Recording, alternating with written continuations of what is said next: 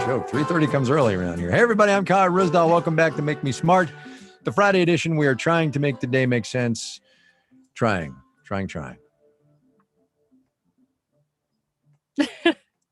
Having any luck? And that would be where Amy would come in. There we go. And I'm Amy Scott. It is Happy Hour Friday, which is also known as Economics on Tap. The live stream is up and running, thank goodness. And thanks to everybody who's joining us on YouTube. Yeah, awesome.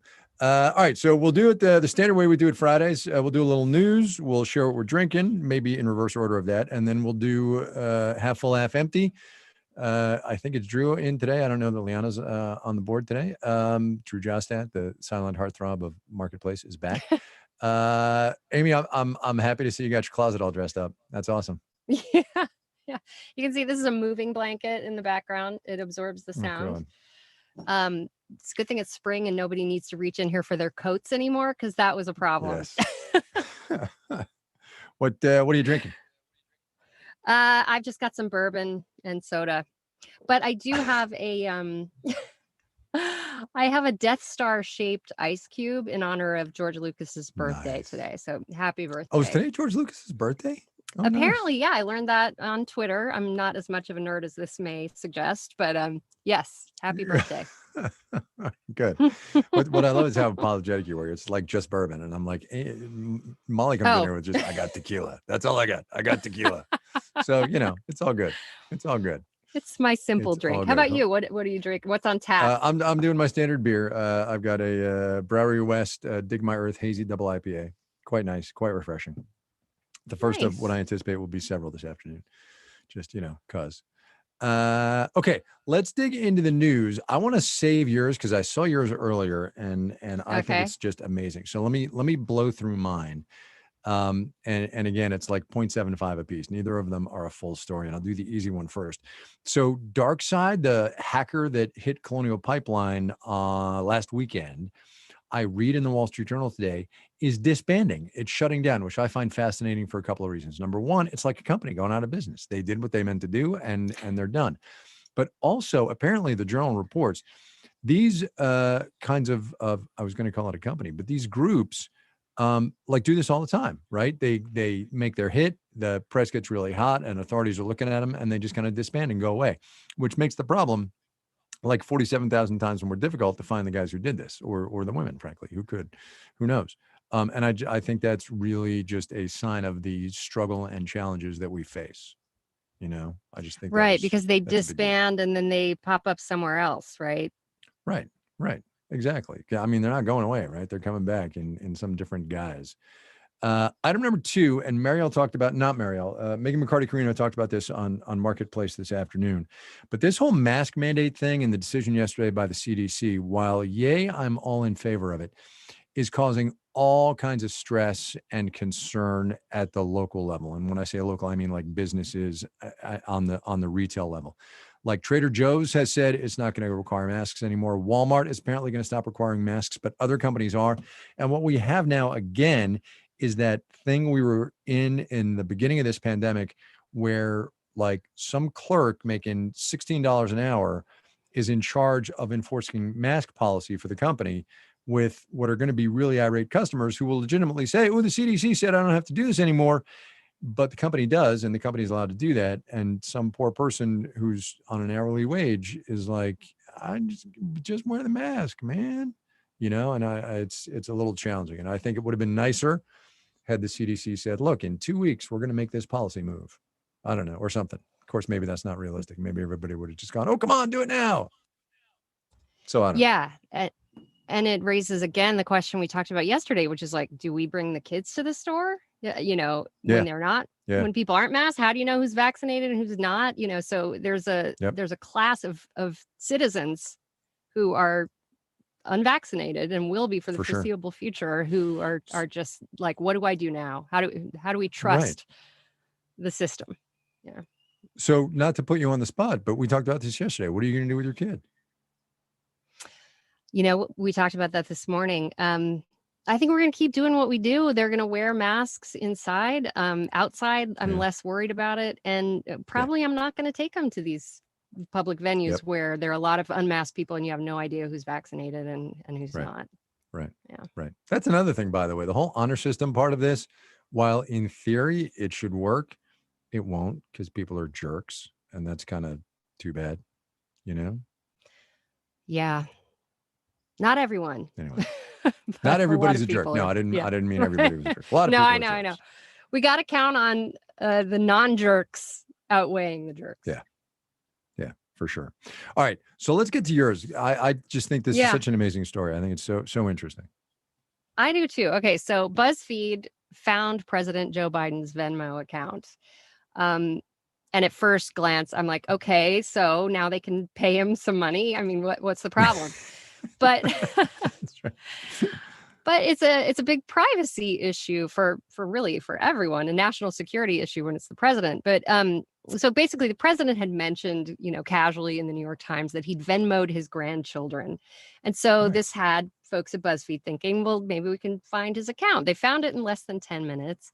And along with that, they found nearly a dozen Biden family members and then kind of mapped out this web of the president's children, grandchildren, senior White House officials, and all of their contacts on the app, because you can't hide your friends. Whoever you're friends with on Venmo is public information.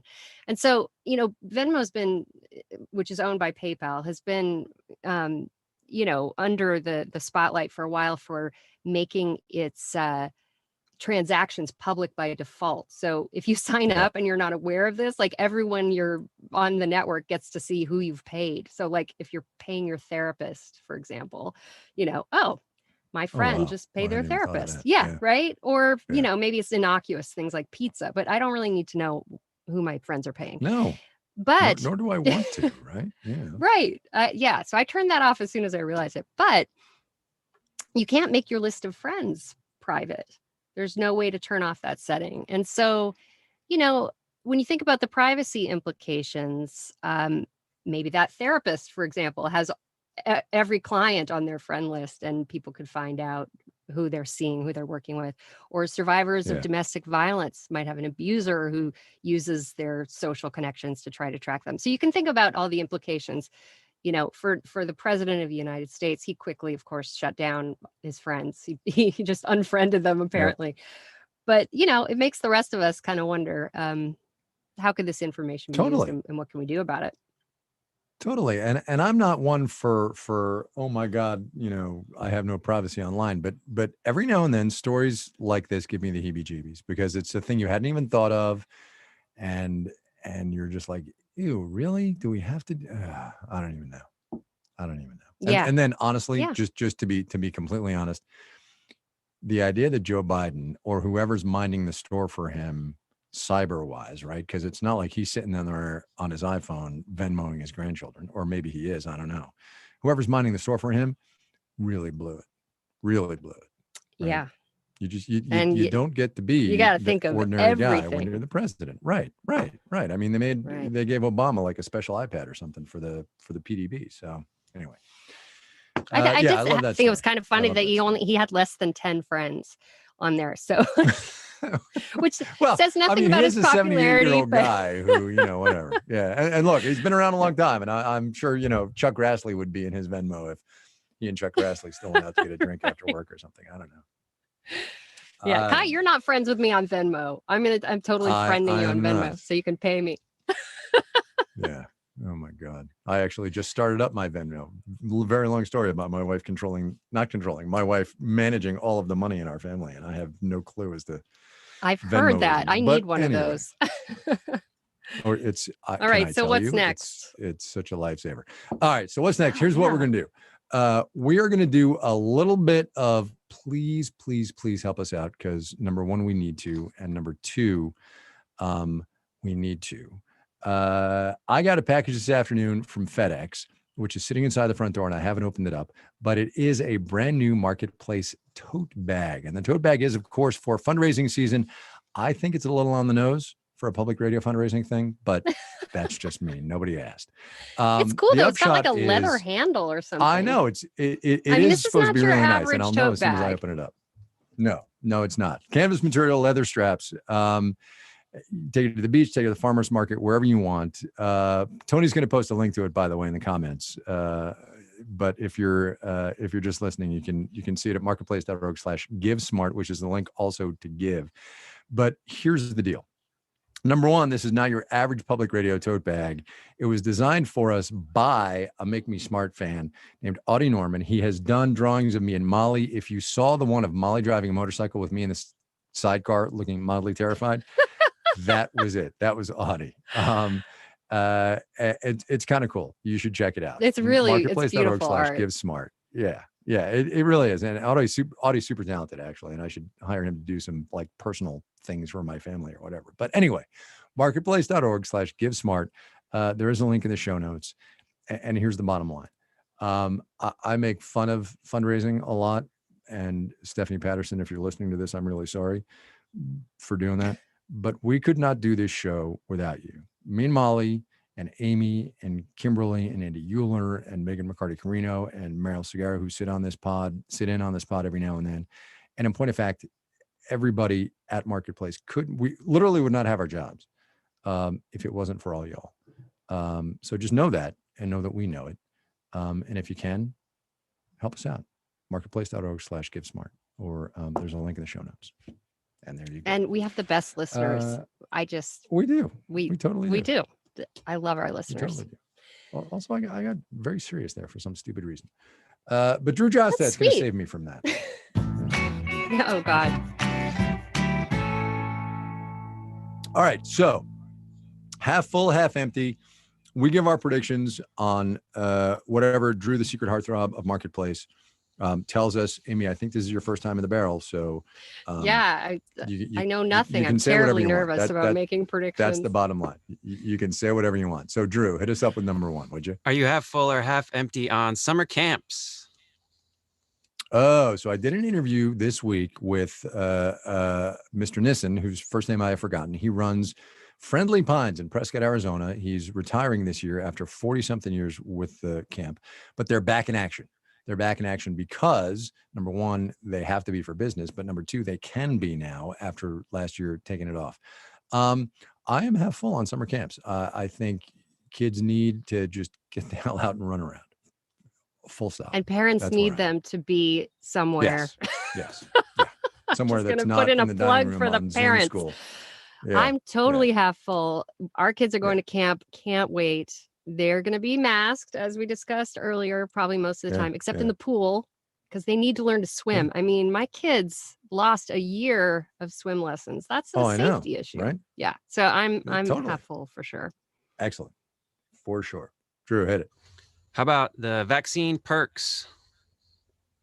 What are vaccine perks? Like when, the governor, the governor of Ohio's giving out he's doing the lotteries for the vaccinated, and we got perks from beer to baseball tickets from local governments. Beer to baseball tickets to a pound of crawfish in Louisiana to, as was said, Mike DeWine, the governor of Ohio, is going to give away $1 million every week to somebody who's been vaccinated. So here's the deal.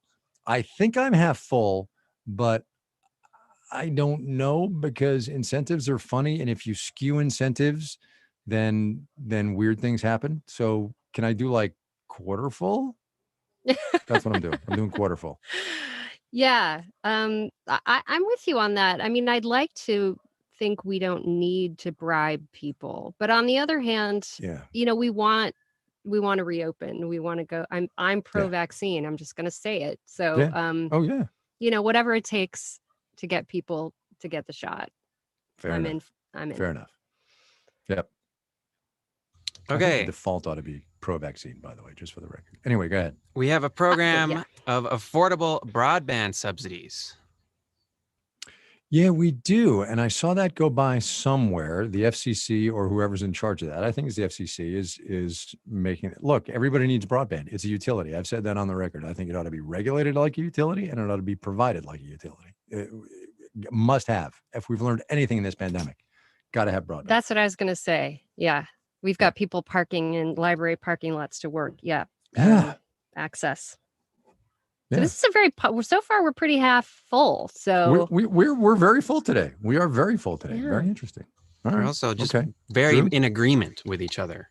So well, let's put that to an end. God. Yeah, right. I'm sure there's something Kai and I disagree about. We go way back, by the way. Is it QR codes? How are we feeling about QR codes is the next one.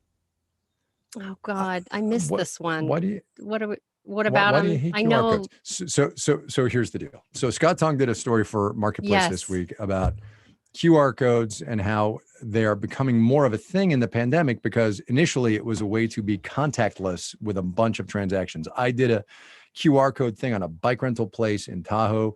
Scott's story was about QR codes at a restaurant for menus. I mean, we've all seen them. I think generally it's fine. It's convenient. I have no problem with them. I'm half full. Yeah. Did I miss some kind of risk or downside with this? Because I agree. I mean, we were at the airport recently. Used it to order food at multiple places so that I could be with the kids while my husband went around picking up the food. And, it was pretty convenient. I don't see why we don't do it, but I feel like I must be missing. What's the privacy hook, right? I don't know. You know what? Sorry, I'm just glancing at the YouTube comments. Everybody's full. Oh, yeah. Right. Hi, everybody. I can't see the comments. Full. Oh, you got to fire up the YouTube. That's the thing. This is a 2-screen operation on Friday afternoons. All right. Well, downside is you need a phone, Jeffrey Lee says, which everybody has. Stephanie Hoffman, QR code is great for menus, not so much for other stuff. Yeah, no, I'm full. I just learned, because I'm this kind of person, I just learned that you can just use your camera to get the QR code. I thought you needed an app. So, Amy, join there are accessibility issues for people like me. For people like me. Fair enough. Well, if I remember right, at the end of that story, Scott hung out at a QR code for a hotel and nobody scanned it for an hour. Well, that's right. Oh, really? He stood there Scott waiting. Is such a good reporter. I need to hear that story. Right. And that's where I came out of it. I was like, wow, an hour waiting for people to scan the QR code and nobody did. That's dedication. It was just out of anything for a story. Yeah. Oh, right. You know what? I think I was making dinner during this story, sort of in and out. I'm a listener too. As is the story of everybody's Marketplace life. I was making dinner. I heard a little bit of it and whatever. Oh yeah. Right. All right, Drew, two more. Okay. The malls comeback. Malls making a comeback. There's got to be something in my wheelhouse, Drew. Come on. Look, little known fact, Drew's not in charge. He's just read this list as you and I are. Yeah. So malls are making a comeback. You mean as schools and senior living centers and business, office parks? How are malls making a comeback? I don't even know. I don't know. Okay, well, Simon Property Group is betting on a retail comeback and possibly adjusting lease rates to incentivize people to open more stores. I'm half empty on this. I'm half empty. Marissa gave me a link to click this time. I'm super prepared. No, that's awesome. That's you're more prepared than I am. Yeah. But I'm struggling to buy it. I mean, the death spiral of the mall has been in the making for a long, long time. Yeah. I mean, traffic may pick up a little bit, but it's drive around. Half empty. Drive around. Yeah. Look at those. Finally, we're half empty. For sure. And we're also in agreement. There you go. Yeah, well, that's all right. You and I have common sense. That's all. We got one more. I guess we're done. We're done. That's Drew Jost. That's a very polite way of telling us to shut up and move on with the program. It's very polite. I need one of those. That's right. All right. So we are done. It's Friday afternoon. All y'all ought to go do something fun. I'm back Monday with Molly. Next week, though, here's what we're going to do on Tuesday. We're going to take on the inflation debate. How worried ought we be? What's the big hullabaloo? What's the worst that can happen? Why is Larry Summers still talking about inflation? And what does Jay Powell have to say? We'll talk about all that stuff. Send us your questions, comments, make me smart at marketplace.org. A very large shout out here to one Amy Scott for hooking us up on a Thursday and a Friday afternoon, jumping in. We really appreciate it. Thanks for having me. It's been fun. You betcha. All right, there we go. I'm about a quarter full now. Is in charge. I know, right? There you go. Marissa Cabrera is in charge of this podcast on a daily basis. Tony Wagner is our digital producer. Stephen Bion is our video producer. Also, our show's social media intern is Emily McCune. Erica Phillips writes our newsletters, also our Make Me Smart explainers. Today's program was engineered by the fabulous Drew Jostad. Ben Talladay and Daniel Ramirez composed our theme music. Donna Tam is the senior producer. And the executive director of On Demand is Satara Nieves. You know what's funny? I always pronounce Drew Jostad as with a T, but it's not really it. It's a D. Drew Jostad. Jostad? Well, I'm Jostad. lazy. Well, you said it the right way. I've said it the wrong way. Huh. Drew has been in my house. He set me up in Denver, so we go back. Wow. Well, he's from there, you know. I like up there in Colorado someplace. Yeah, that's why they let me go visit Amy to set it up. He's met my kids. right. It was like, yeah, and then he went That's and visited right. his parents. It was great. Oh, well, there you go. Little marketplace boondoggle. Oh my goodness. Back when They're so traveling. few and far between. We have to enjoy them when they happen. Oh my goodness. When even was that? 2019? All right. Yeah.